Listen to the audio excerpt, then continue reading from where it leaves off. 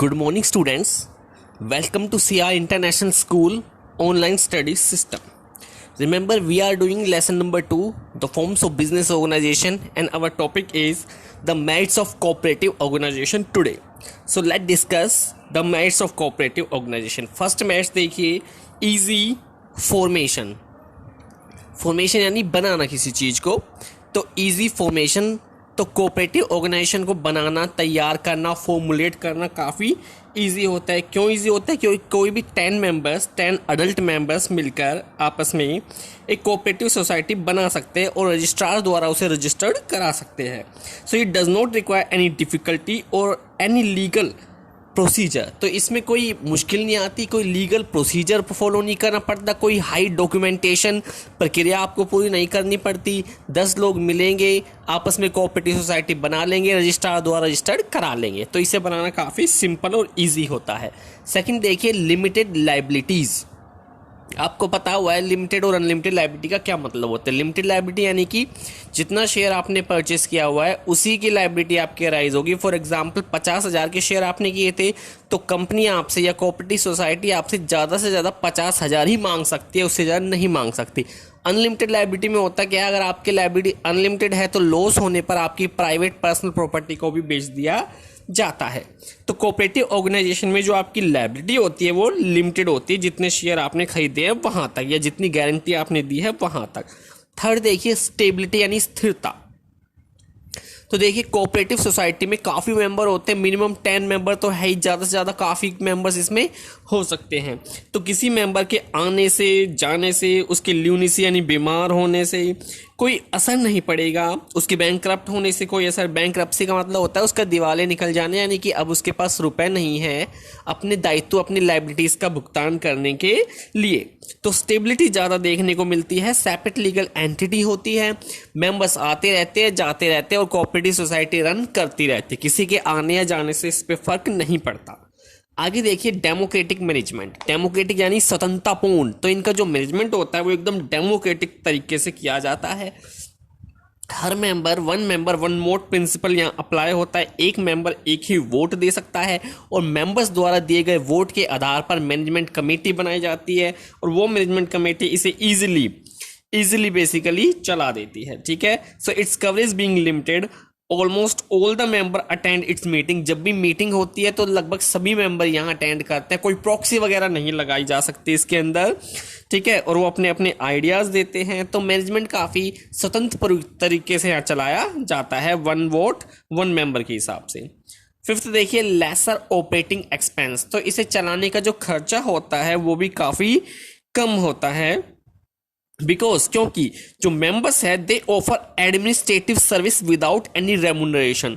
क्योंकि जो cooperative society के मेंबर्स होते हैं वो जॉब भी करते हैं, सर्विस भी प्रोवाइड करते हैं और उसके लिए कोई रेमुनरेशन भी चार्ज नहीं करते. अगर पार्टनरशिप में आप देखो तो पार्टनर अगर मैनेजमेंट करेगा तो वो अलग से सैलरी चार्ज करता है, अलग से रेमुनरेशन लेता है. लेकिन कोऑपरेटिव सोसाइटी में जो मेंबर्स होते हैं वो जो काम करते हैं उसके लिए वो अलग से चार्ज नहीं करते. तो बेसिकली कोऑपरेटिव सोसाइटी में जो खर्चा होता है वो काफ़ी कम लगता है. There is no need for advertisement also. Advertisement की भी कोई ज़रूरत नहीं होती. ठीक है. And there is no loss caused by bad debts. तो बैड डेट्स जो होते हैं, जो डूबत ऋण रुपया डूब जाता है, उससे भी इनका कोई लॉस नहीं होता, क्योंकि ये ज़्यादातर जो सेल करते हैं वो कैश में ही करते हैं, उधार सेल करते ही नहीं. बैड डेट्स तो जब होते हैं जब आप उधार सेल करें. तो ये कोऑपरेटिव सोसाइटी हमेशा कैश सेल ही करती हैं. तो आपने देखा ओवरऑल जो इनका एक्सपेंस होता है काफ़ी कम होता है. आगे टैक्स एडवांटेज देखिए, कोऑपरेटिव सोसाइटी, ठीक है, जो कोऑपरेटिव सोसाइटी होती है they are exempt from paying the income tax. Exempt मतलब छूट. तो इन्हें इनकम टैक्स में छूट दी जाती है पूरी तरीके से. These are exempted from the payment of stamp duty, registration fees, a lot of charges as well. तो जो विभिन्न चार्जेस होते हैं उनके लिए इन्हें पूरी तरह से छूट दी जाती है. तो इन्हें टैक्स एडवांटेज भी मिलता है क्योंकि इन्हें इनकम टैक्स पे नहीं करना पड़ता. आगे देखिए, स्टेट पैट्रोनेज. पैट्रोनेज का मतलब संरक्षण देना एक तरह से किसी को, और स्टेट का मतलब यहाँ गवर्नमेंट से है. यानी जो गवर्नमेंट है वो भी इन कोऑपरेटिव सोसाइटी को पूरी तरह से संरक्षण प्रोवाइड कराती है.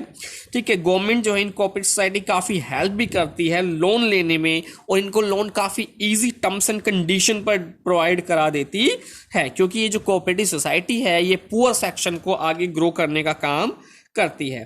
तो जो गवर्नमेंट है वो भी इनके साथ काफी लिबरल यानी कि एक तरह से कोमल रवैया इनके साथ अपनाती है, ठीक है, और इन्हें काफी प्रमोट करने की कोशिश भी करती है। आगे देखिए supply of goods at cheaper rate, ठीक है। तो एक कोऑपरेटिव सोसाइटी या सीधे प्रोड्यूसर से प्रोडक्ट को खरीदती है, जिससे कोई मिडलमैन ना होने के कारण जो प्रोडक्ट है वो काफ़ी सस्ता होता है और सस्ते दरों पर ही अपने मेंबर्स को प्रोवाइड कराती है, ठीक है। तो बाकियों की तुलना में इनके मेंबर्स को जो गुड्स मिलते हैं वो काफ़ी चीपर होते हैं, क्योंकि ये बल्क में ही परचेस करते हैं और सीधा होलसेलर या फिर प्रोड्यूसर से ही परचेस करते हैं। तो मिडलमैन नहीं होते, जिस कारण जो गुड्स सस्ते होते हैं और सस्ते ही अपने मेंबर्स को प्रोवाइड कराते हैं। चेक ऑन अदर बिजनेस, बाकी बिजनेस को भी ये देखते रहते हैं। देखिए other business doing a similar business as that of cooperative society have to keep in mind the price and quality of goods of the cooperative society while fixing the price of their own goods. तो cooperative सोसाइटियाँ जो होते हैं वो जो बाकी business है, similar business, उनके जैसे बिजनेस, उनके ऊपर भी पूरी तरह से निगरानी रखती है सॉरी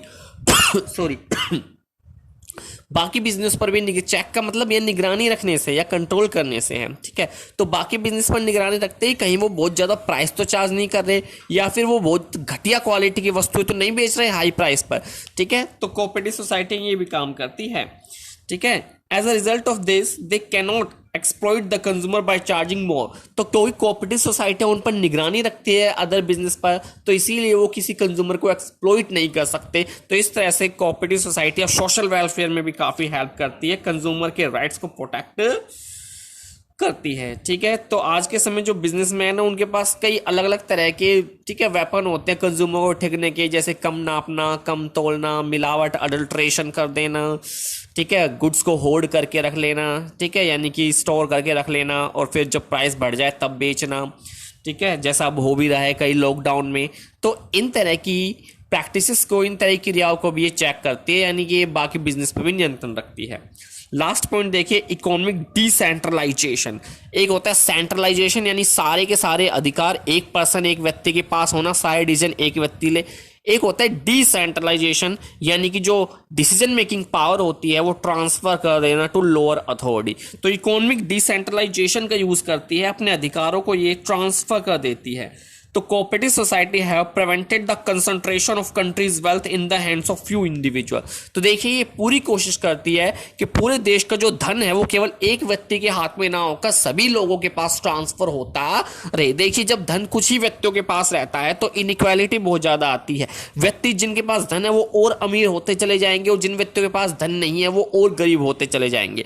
इसीलिए कोऑपरेटिव सोसाइटी मेक श्योर करती है कि जो राष्ट्र का धन है, कंट्री की वेल्थ है, वो सभी लोगों के पास इक्वली डिस्ट्रीब्यूट हो, ना कि कुछ ही चुनिंदा लोगों के हाथ में रह जाए। ये काफी खराब सिचुएशन होती है। Earlier the businessman used to earn more profit by charging high price from the consumer and amassed wealth, ठीक है। तो पहले होता क्या था, जो बिजनेसमैन थे वो बहुत ज्यादा हाई प्राइस चार्ज करते थे कंज्यूमर से, but now their tendency has almost disappear with the help of this cooperative society. अब कोऑपरेटिव सोसाइटी ने उनकी इस टेंडेंसी को खत्म कर दिया है।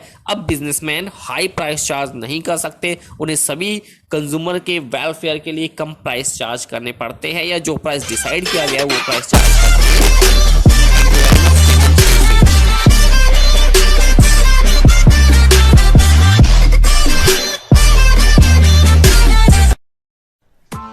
Press the bell icon on the YouTube app and never miss another update.